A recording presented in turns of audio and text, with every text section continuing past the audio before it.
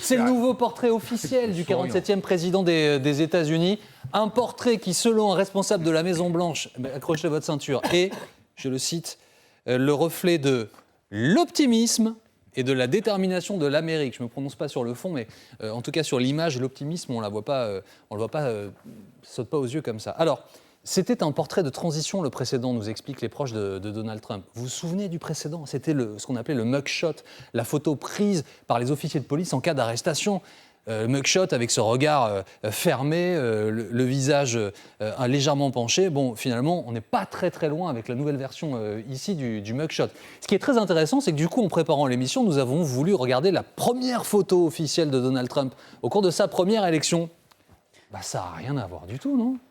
Extrêmement souriant, le président des États-Unis, pour sa première élection. Et puis, heureusement qu'il n'y a pas de troisième mandat possible, parce que ce serait pire. Je ne sais pas comment ça pourrait être pire. La main que vous voyez là, c'est celle de Donald Trump, le président américain. Et vous voyez le fond d'écran ? C'est lui. C'est son téléphone. La photo a été prise le 30 mai, donc là, il y a 4 jours, à la descente d'Air Force One. Sol prend la photo et puis il zoome dans la photo. Il se demande, mais quel est donc ce fond d'écran ? Le fond d'écran du président Trump, c'est le président Trump qui le pointe du doigt et qui s'adresse à lui.